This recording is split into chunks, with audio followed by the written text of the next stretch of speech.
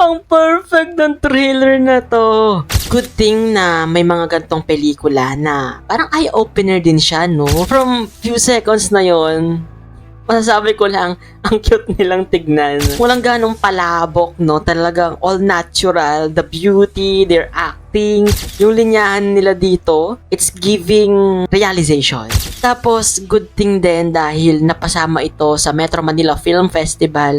Ang laking entablado nito. Okay, ang panglima na entry, this Metro Manila Film Festival.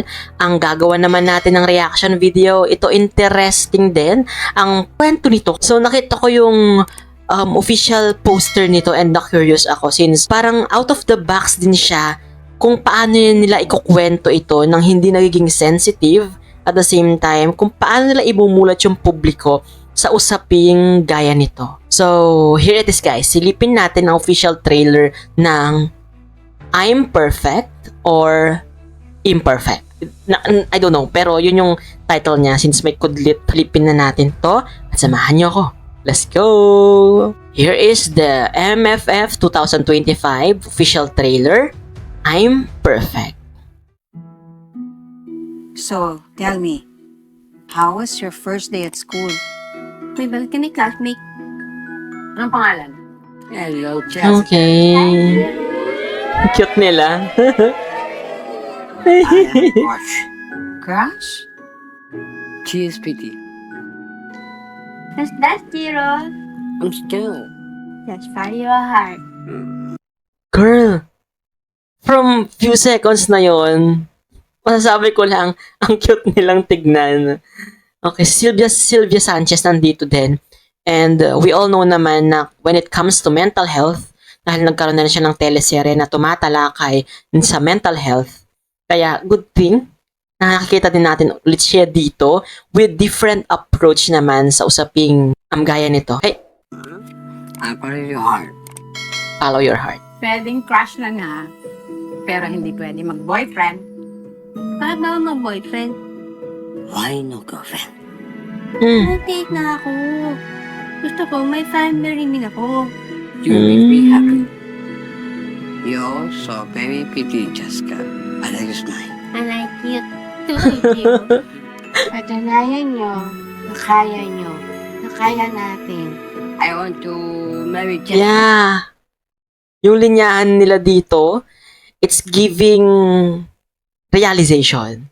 No? Kumbaga, they thought na because of their situation, ay hindi nila kaya yung isang bagay without knowing na inside their head or inside their heart, 'di ba? Alam nila na kaya nila. You know, kasi yung society ganon yung naiisip nila kapag nakita nila ang mga kapatid natin. So, good thing na may mga gantong pelikula na parang eye-opener din siya, no? Lalo sa mga hindi pa talaga nakakaunawa kung paano ba mag-isip or kung ano ba yung totoong kwento ng mga kapatid natin. So, I think ganon yung tutumbukin ng pelikulang ito sa Metro Manila Film Festival. You cannot stop me. Can we stop treating Kuya like a baby? Mahal mo ako? In fairness, Mahal. sa actingan nila. Okay, literal na kudos. Kita. They can act. Patanan tayo. Magtarang agad? Talented indeed. Okay, sure. Gusto ko maging ibon. Bye, bird. Kahit saan, pwede tayo pumunta. Parang agila. Ang siya ko pagkasama kita. Me too. Ang dami natin pinagdaanan, pero andito pa din tayo. Kasi, iini kita. Hindi na rin kita, Kiro. Ang perfect ng trailer na to. Walang ganong palabok, no? Talagang all natural. The beauty, their acting, the emotions, and their lines. Masasabi ko one of the best trailer to. Kung meron mang best in trailer, kasama to, itong I'm Perfect na MMFF entry. Gusto ko lang kita makasama. Hanggang sa ulap. I will fly with you. Hey, I'm perfect. Metro Manila Film Festival 2025. That's it. Grabe. Ang angas, ang astig, ang heartfelt.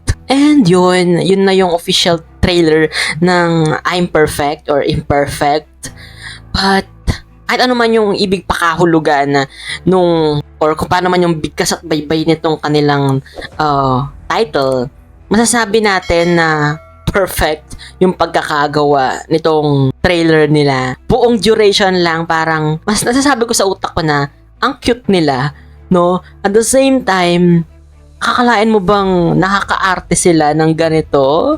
The emotions, dalang-dala nila, at kanya lang ipadama talaga sa atin yan, no? Tapos, good thing din dahil napasama ito sa Metro Manila Film Festival.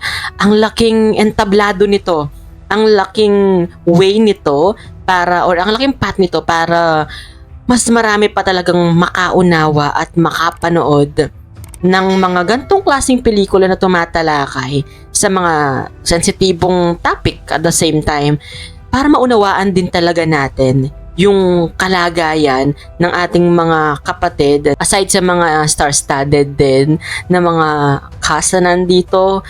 And masasabi ko lang na ang cute ng kwento at must watch talaga. So, kayo, napanood nyo na ba itong official trailer ng I'm Perfect or Imperfect ng MMFF 2025? Aabangan nyo na ba to? Aabangan nyo ba to? Ano yung masasabi nyo dito sa trailer na inilabas nila? Na-touch ba kayo? Na-curious ba kayo kung ano pa yung mga papanood natin sa mismong pagpapalabas nito sa sinehan? Let me know guys your thoughts in the comment section. Siyempre kung hindi ka pa rin nakasubscribe sa channel ko, don't forget to hit that subscribe button and that notification bell para lagi kang updated sa mga videos na i-upload ko pa. That's been CJ guys, your man of letters. Stay safe and stay motivated. Thank you for watching. Bye-bye!